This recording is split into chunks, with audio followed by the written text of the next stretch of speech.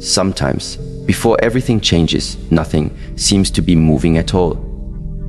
There is stillness, not the kind of stillness that makes you feel idle, but the kind that feels sacred.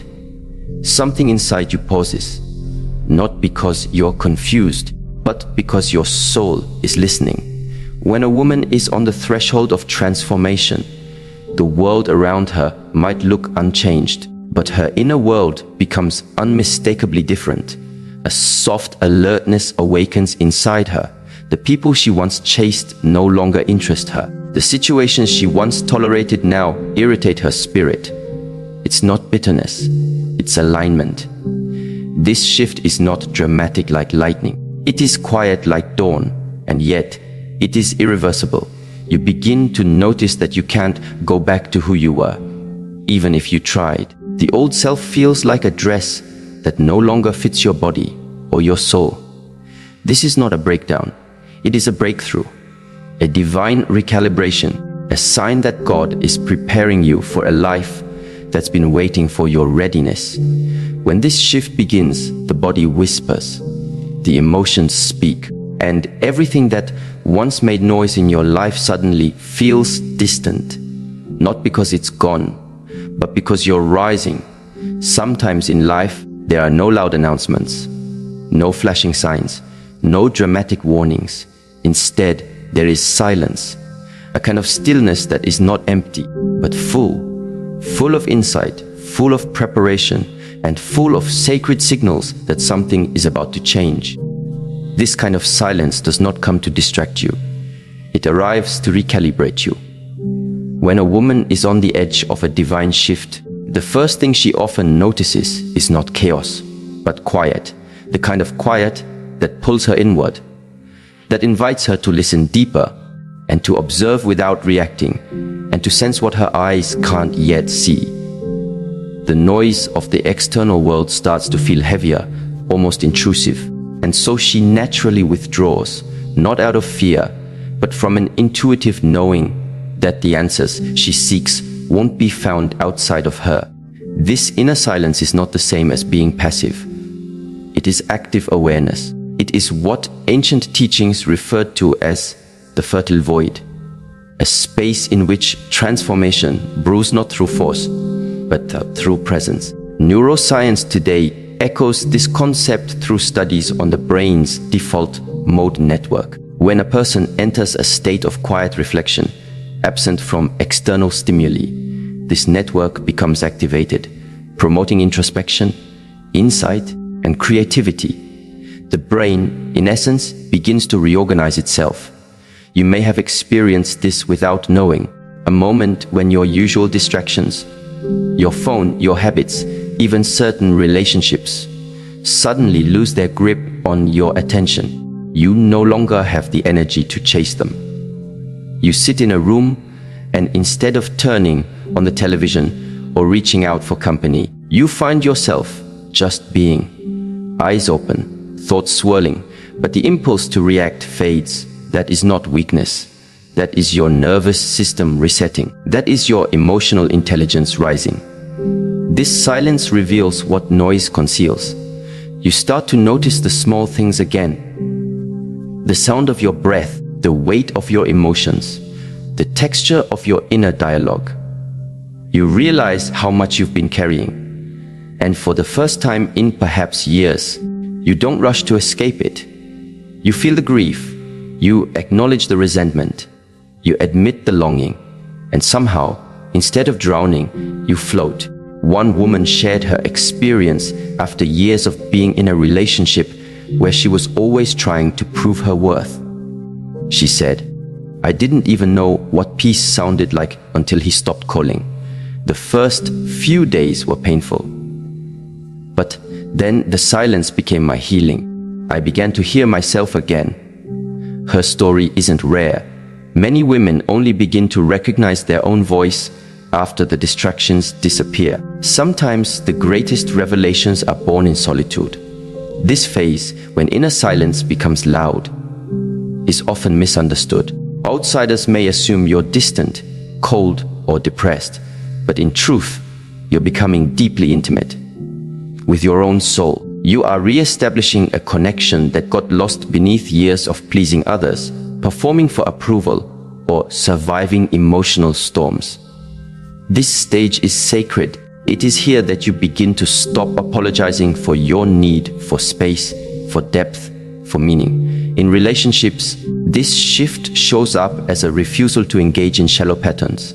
You stop over-explaining. You stop seeking closure from people who were never open to honest communication. You stop lowering your voice so others can feel taller. This isn't rebellion. This is evolution.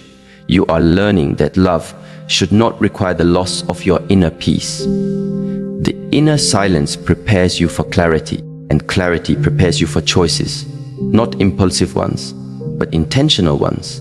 You begin to ask different questions. Is this aligned with who I am becoming?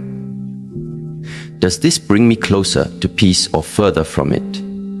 These are not just mental inquiries, they are embodied decisions. The body keeps score, as the trauma expert Bessel van der Kolk says, and your body begins to tell you, through tension, fatigue, or intuition, what relationships are draining and what environments are dishonoring your growth. As you sit longer in the quiet, you begin to separate your truth from your trauma. You begin to realize which parts of your personality were shaped by survival and which were born from authenticity. The silence becomes a mirror, not the kind that reflects your appearance, but the kind that reflects your soul. And in this mirror, you finally see the version of you that has been waiting to be noticed. Not the performer, not the people pleaser, not the anxious fixer, but the steady, clear, awake woman who is no longer afraid of her own presence. This silence is not the end of something. It is the womb of something. And while the world around you may question your withdrawal, the universe within you celebrates your return. From this quiet awakening, something else begins to emerge, the loosening of attachment to old patterns. This is where the second sign reveals itself. As you become more attuned to your inner world, your tolerance for emotional chaos begins to shrink. What once seemed acceptable now feels suffocating. It's not that you suddenly dislike people or places. It's that your energy no longer matches what you once tolerated. There is a moment when a woman looks at her life and thinks, I can't keep doing this. Not in a dramatic way, but in a sincere, deep, embodied knowing. The way she shows up in relationships shifts. She stops begging for reciprocity. She stops romanticizing inconsistency. She sees patterns she never saw before, not just in others, but in herself. This isn't rejection, it's release. Detachment is not coldness, it is clarity. And clarity does not require confrontation, it only requires truth. The truth that some of the ways you've been coping, some of the people you've been holding on to, and some of the cycles you've repeated are not aligned with where your spirit is being called to go. This stage is often accompanied by confusion. You may ask yourself, why do I feel so different? The truth is, the nervous system is recalibrating. Neuroplasticity is taking place. Your brain, after repeated experiences of pain or disappointment, begins to rewire itself when you decide, even quietly, this is not what I want anymore. Cognitive behavioral psychology calls this cognitive restructuring. You begin to challenge old beliefs, such as, I have to be needed to be loved, or if I set a boundary, I'll be abandoned. And slowly, a new internal script forms. I can be loved for who I am without overextending. Or, if someone leaves because I honor my needs, they were never meant to stay. One woman shared that after 15 years of constantly fixing broken relationships, she sat on her porch one morning and just whispered, I'm done. Not in bitterness, not in anger, but in peace. That same week, she deleted old conversations, stopped checking who viewed her stories, and blocked the man who only reached out when he needed comfort, but never gave it. For the first time, she felt light. That lightness wasn't because someone else changed. It was because she did. This emotional detachment doesn't mean you stop caring. It means you start caring wisely. You recognize that your attention is a form of currency. And just like your money, your energy must be invested, not spent. You start recognizing emotional overdrafts. You see where you've been giving love like it's a loan, hoping someone would pay it back with commitment or validation. But now you don't wait for repayment. You choose to write it off and walk away. This is emotional maturity. It's when your peace becomes more important than proving your point. When you'd rather lose a relationship than lose your self-respect. And slowly, your standards rise, not out of ego, but out of evolution. You no longer entertain what makes your soul shrink. There is a psychological term called extinction burst. It describes how, when a habit begins to die, it fights back. So don't be surprised if, in this stage, the people you've distanced from suddenly reach out. The old cravings may spike. The urge to go back might whisper. But if you stay grounded, if you breathe through the discomfort, the pattern will pass.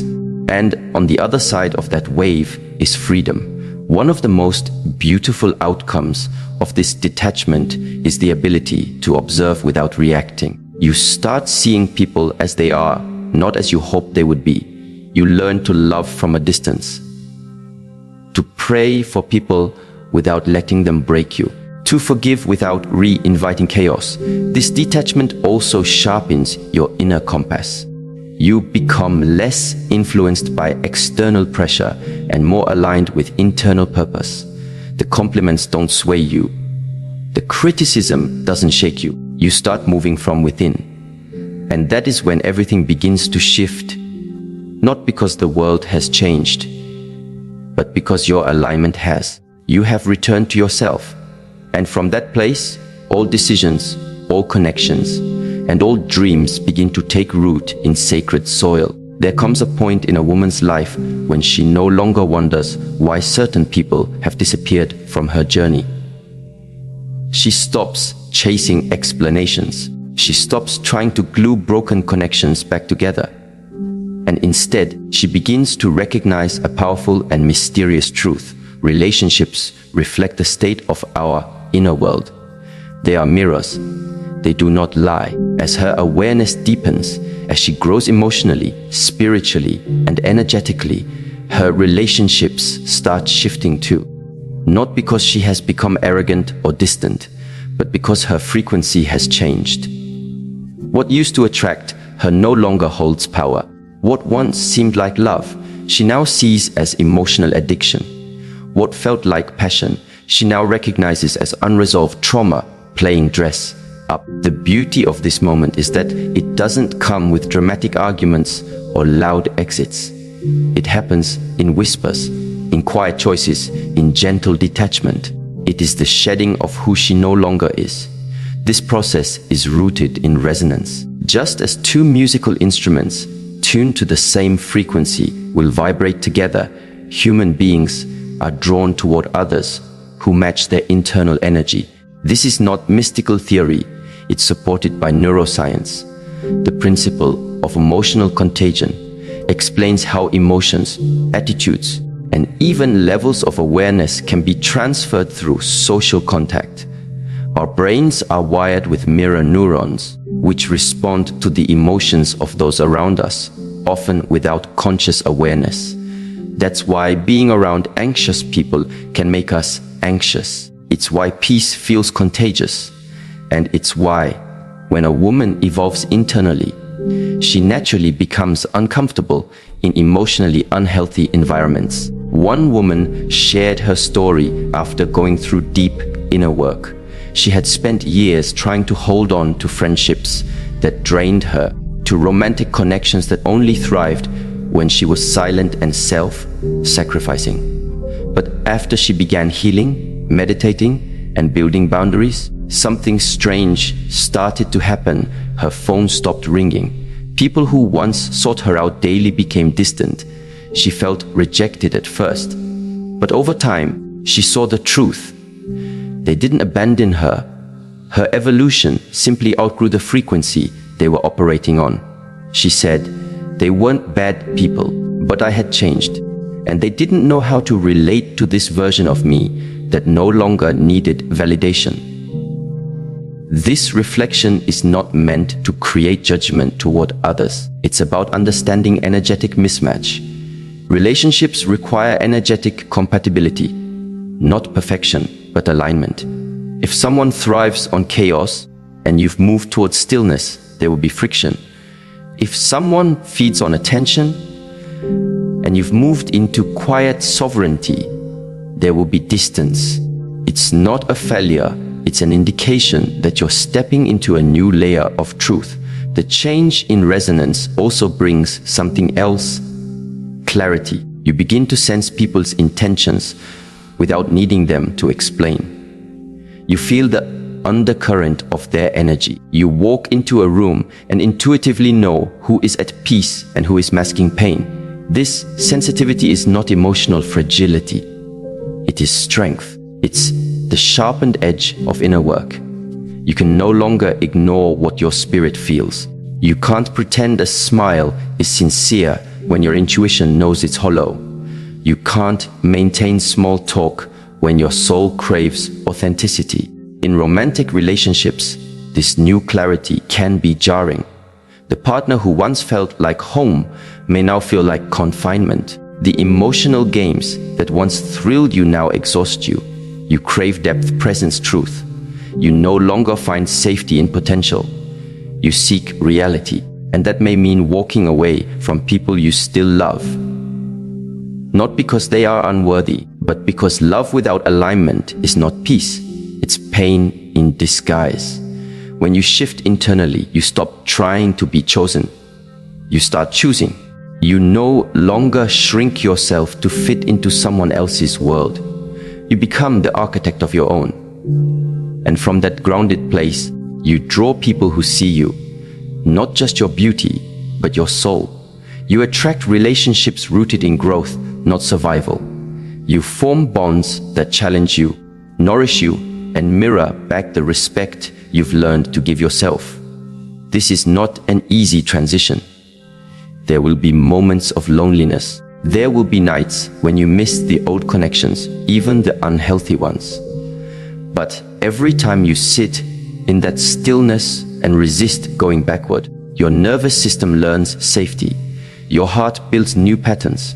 You become emotionally resilient. That resilience carries you into the next phase of transformation, one that often arrives without warning. A deep fatigue begins to set in. Not just physical tiredness, but soul tiredness. The kind of weariness that makes even the simplest tasks feel heavy. You may wonder, why do I feel so drained when I've been doing everything right? This fatigue is not failure. It is preparation. In the journey of transformation, the body often slows before the spirit rises. This exhaustion is not just emotional, it's neurological. As the brain adapts to new habits, boundaries, and perceptions, it uses more energy. Neural rewiring is labor-intensive. Studies show that when we form new behavioral patterns, especially those that challenge deeply ingrained emotional responses, our prefrontal cortex, the part responsible for conscious decision-making, becomes hyperactive. This mental overwork leads to what many call decision fatigue, and yet, in spiritual transitions, this fatigue serves a sacred purpose. You are being stripped of everything you can no longer carry into your next season. Old identities, false roles, emotional dependencies, outdated beliefs, they are falling away. And just like a body recovering from surgery, your system needs rest. Not because you are lazy, but because you are healing. During this period, many women feel confused. Their lives may look stable from the outside, jobs, relationships, routines. But inside, everything feels uncertain. The old goals no longer motivate. The usual distractions feel dull, even ambition pauses. But this pause is not permanent. It is the space where recalibration happens. There is a short story of a woman named Elena who, after years of emotional turmoil, finally found peace in her solitude. For the first time, she was sleeping well, eating healthy, and setting boundaries. But strangely, she felt exhausted all the time. She described it as a bone, deep tiredness. Her therapist explained, "You are not tired from doing nothing. You are tired from carrying the weight of transformation." That moment shifted her perspective. She stopped resisting the fatigue and began honoring it as part of her awakening. This kind of fatigue often precedes a sudden, almost electric clarity. One morning, you wake up and feel different. Not euphoric, but calm. You open your eyes and know what you need to do. The relationship you need to leave, the habit you need to break, the space you need to claim. It comes not as a loud voice, but as a gentle knowing. Your body feels lighter. Your heart feels aligned. You move with intention, not urgency. This wave of clarity does not erase the fatigue. It transforms it. You start viewing rest as a tool, not a weakness. You stop explaining your need for space. You no longer push yourself to match others' pace. You walk in rhythm with your soul. In relationships, this manifests as emotional precision. You know who brings you peace and who brings you pressure. You recognize who fuels your spirit and who confuses your clarity. And without malice, without drama, you begin to step away from the latter, not because you're better, but because you're becoming whole. This kind of emotional refinement is rare in a world that romanticizes speed and productivity. But in this stage, you choose presence over performance. You realize that doing less can bring you more peace, more clarity, more real love. One of the greatest gifts of this phase is that you stop forcing outcomes. You stop trying to control every detail. You allow things to unfold. You trust divine timing.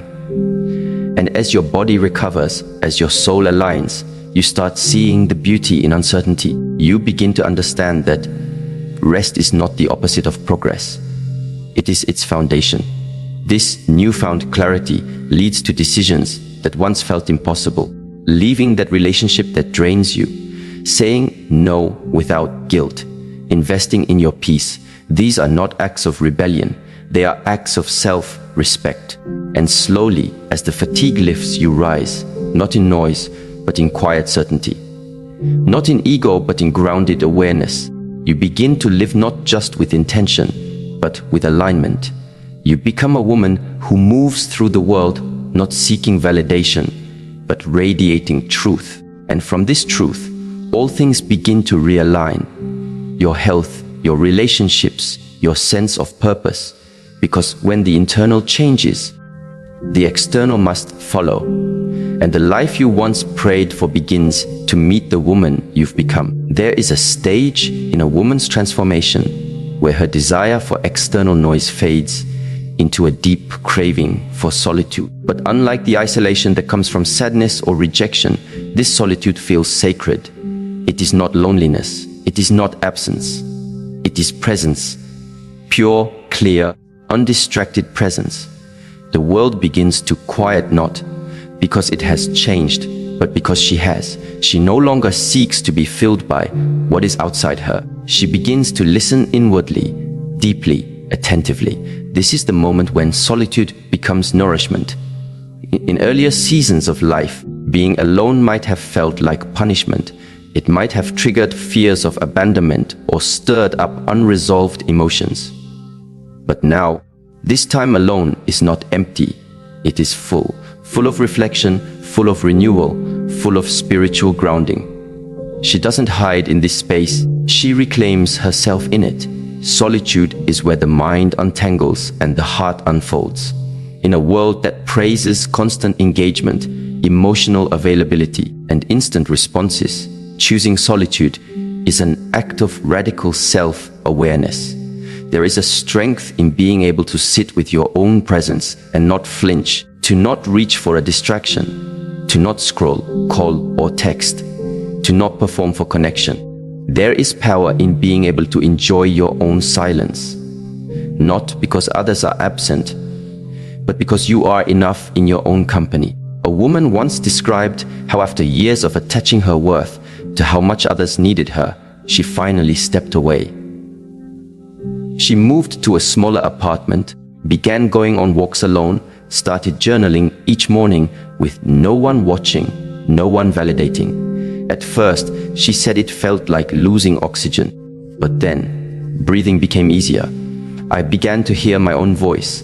She said, and I realized I had silenced it for years in the noise of being liked. This is the deep gift of chosen solitude. It reveals not only who we are, but what we've been pretending to be. Many women spend years in relationships where their identities are blurred by compromise, where their values are softened for peace, where their desires are shelved for someone else's comfort. But in solitude, everything you buried comes back to the surface, not to torment you, but to remind you of what matters. There is an old saying, if you don't go within, you go without. That saying is not about being distant, it is about being aligned. Because it is only in going within that you begin to remember your inner compass. The one that knows when you're betraying yourself. The one that speaks through tension in your chest or a quiet ache in your stomach. The body becomes a mirror in solitude. It shows you what the mind has ignored. This shift brings a natural transformation in relationships. You begin to realize how many of your past connections were based on distraction, on escaping yourself, on filling emotional space that you weren't yet ready to meet with your own presence.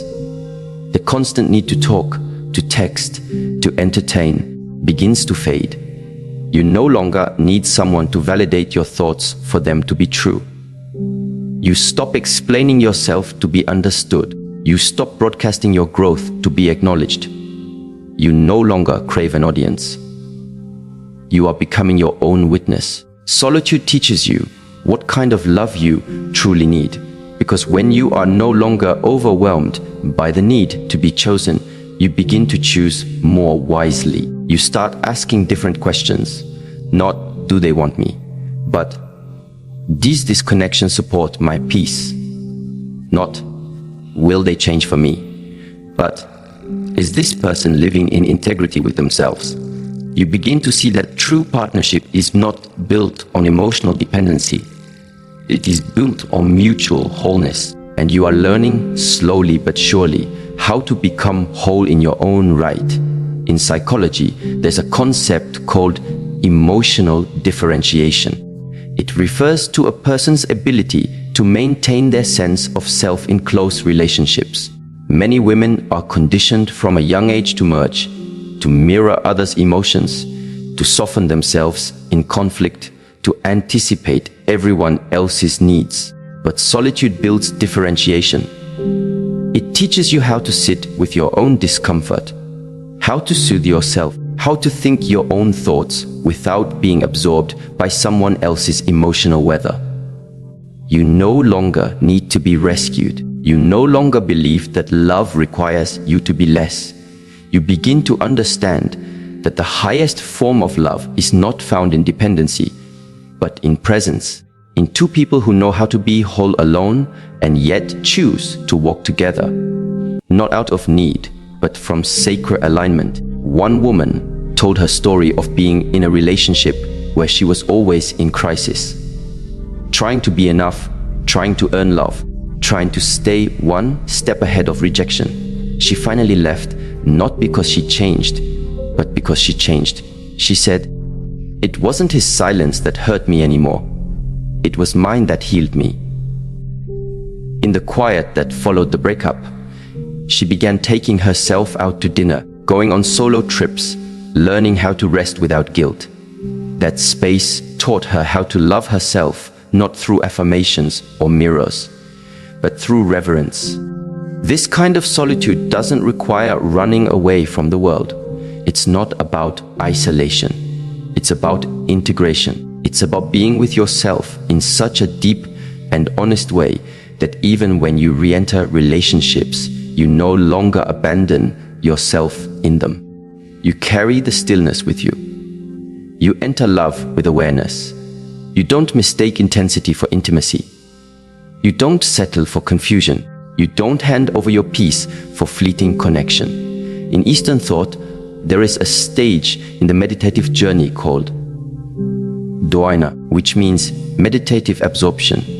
It is a phase of complete focus and inner stillness. In that state, the mind and the object of meditation merge into one. The self disappears as something deeper emerges. Clarity without effort. Solitude, when embraced fully, becomes a kind of dhyana, not a denial of the world, but a re-entry into it from a grounded and undisturbed center. From this inner center, relationships take on a new meaning. You are no longer looking to someone else to complete a narrative. You are not seeking saviors. You are not trying to relive the wounds of your parents through your partners. You come with clear eyes and an open heart, but a protected spirit. Not guarded, but conscious. Not distant, but discerning. Because you now know your value, not because someone told you, but because you spent time with yourself long enough to feel it. This kind of woman no longer fears being alone. She knows that alone does not mean unloved. It means unfiltered. It means uninterrupted. It means undistracted from the truth of who she is. And in that truth, she thrives. There is also a physiological wisdom in this solitude.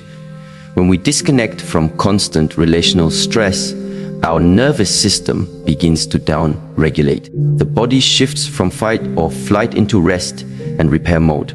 Our cortisol levels drop. Our sleep improves. Our digestion restores. We stop bracing ourselves for betrayal. The body learns safety again. And from that safety, the heart opens not because it's desperate, but because it is healed. Solitude becomes a mirror and a medicine. It shows you where you've abandoned yourself to be chosen. It reveals the patterns you've called love, but were really coping mechanisms. And it invites you to rebuild from within, without pretense, without performing, without pretending. You begin to choose partners who reflect your peace, not your pain. You no longer find excitement in emotional highs and lows. You want steadiness, softness, someone who doesn't need to be chased, fixed, or translated. Someone whose presence feels like an echo of your own. This is not fantasy. It's alignment. And alignment only comes when you stop running from yourself long enough to sit with your shadows, your desires, your needs, and your fears, and meet them with compassion, not shame. Solitude offers that sacred space. It does not erase the need for love. It teaches you how to love from overflow, not emptiness. There is a quote that says, "You cannot pour from an empty cup." But the deeper truth is, your cup must first be filled by the well within. And that well is found in silence, in space, in the daily rituals of being with yourself and honoring that presence as enough. From that space, you will still desire connection. But now, it will come from discernment, not desperation. You will seek someone not to fill the gaps, but to walk beside you in reverence for your wholeness. You will not explain your boundaries. You will live them. You will not perform for attention. You will radiate presence.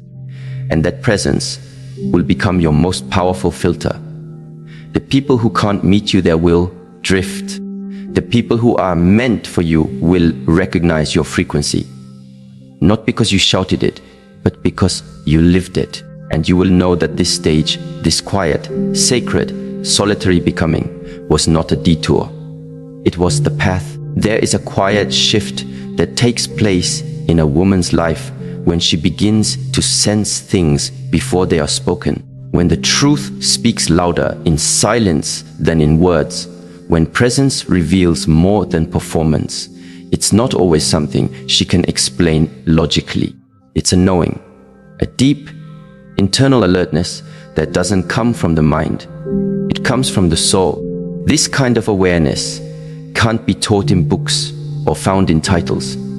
It comes from walking through pain and not being destroyed by it, from being lied to and learning how to see, from breaking and learning how to rebuild with inner strength instead of outer attachment. This is the sixth sign that something sacred is happening inside her.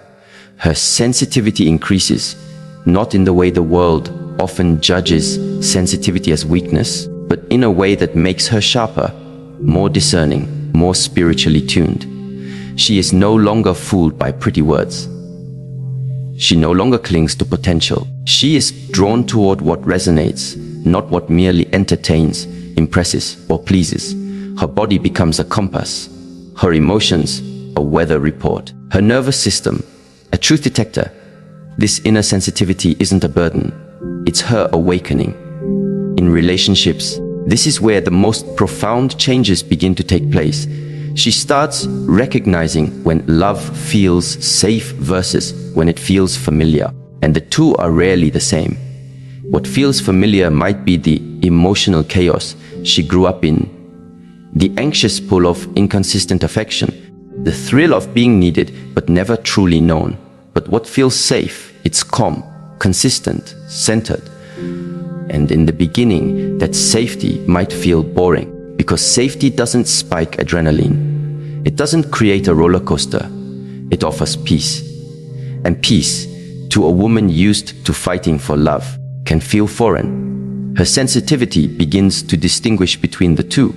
She no longer mislabels chaos as passion. She stops chasing after people who only offer her confusion. Her emotional radar sharpens. She senses when someone's energy doesn't match their words. She notices when someone smiles but their eyes don't. She hears the silence between sentences and feels the resistance behind every avoidance. And she trusts what she feels, even when it contradicts what she's being told. This kind of awareness doesn't come overnight. It is earned, built over time, experience, and stillness. It comes from paying attention, not just to others, but to the subtle movements within herself. The tension in her chest when she's ignoring her intuition, the tightness in her throat when she's about to agree to something that doesn't align with her truth, the sudden fatigue after spending time with someone who drains her spirit. These are not small things. These are signals. Science supports what spirituality has always known. The vagus nerve, the largest cranial nerve connecting the brain to the heart, lungs, and gut, is responsible for regulating emotions and sensitivity to others' emotional states.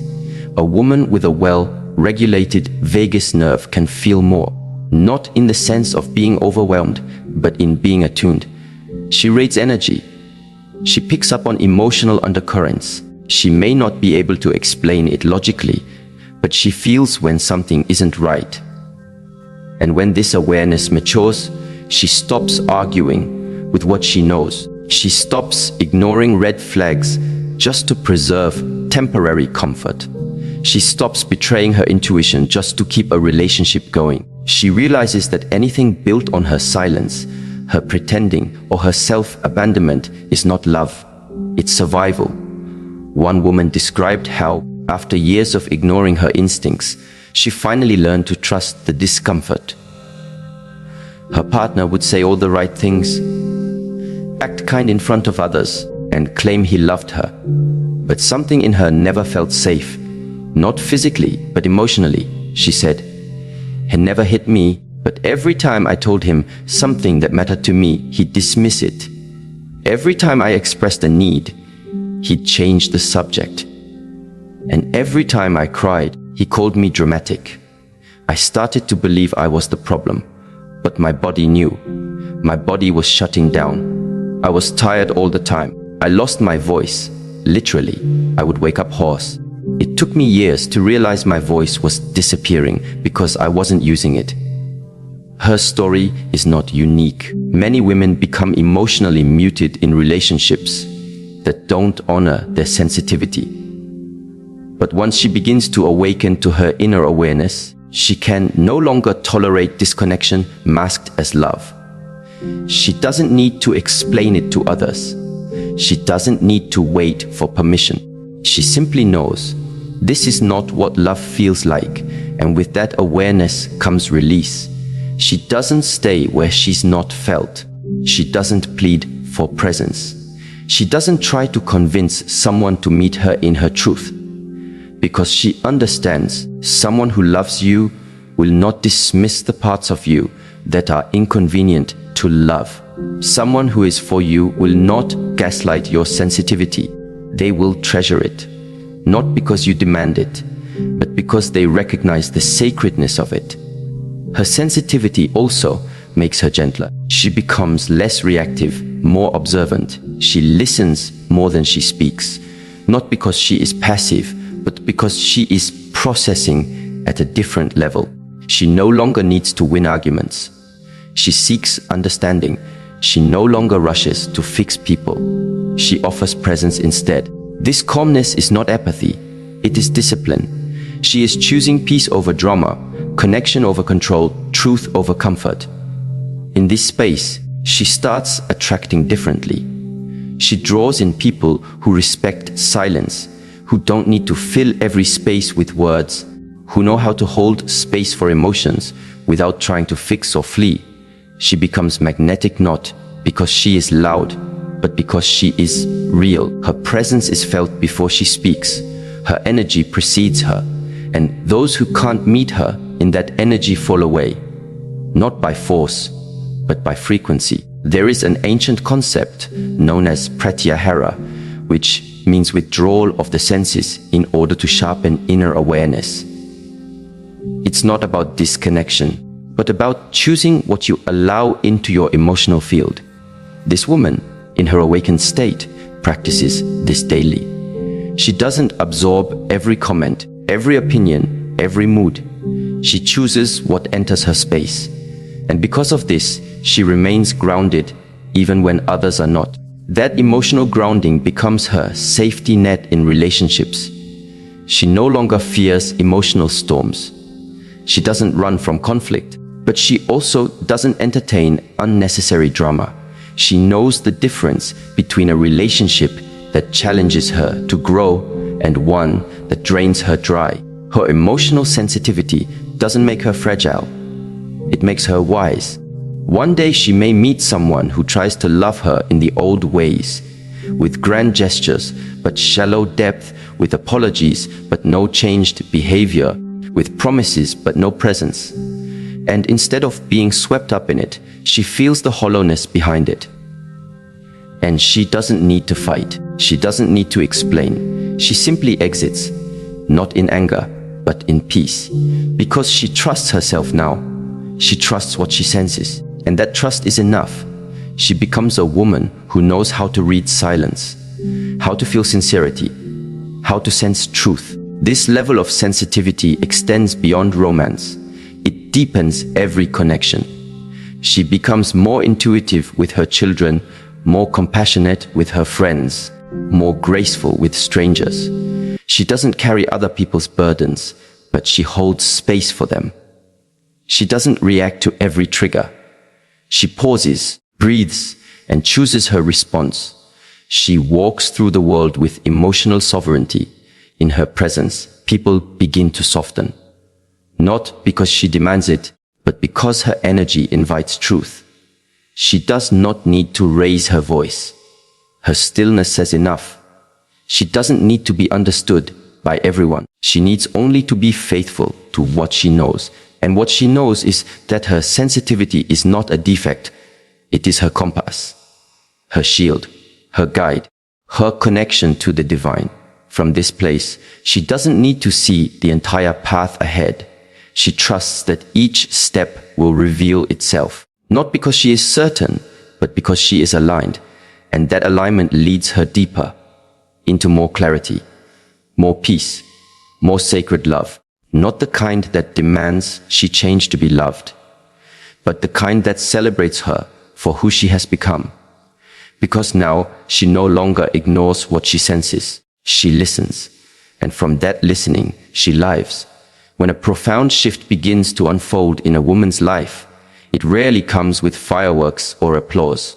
Instead, it arrives quietly, almost imperceptibly, through a longing for silence, a shedding of what no longer serves, a sudden tiredness that signals inner change, and a deepening awareness that cannot be ignored.